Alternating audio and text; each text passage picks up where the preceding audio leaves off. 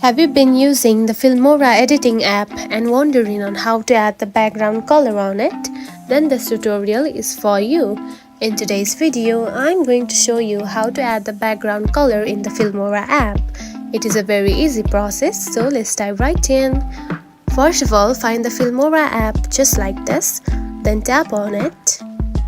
After opening the app, make sure you have added the photo or video that you want to edit, just like this. Now to add the background, first simply tap onto the video track just right here, just like this. Now to add the background, resize the video just like this. And now you can see I have resized it and you can see a background.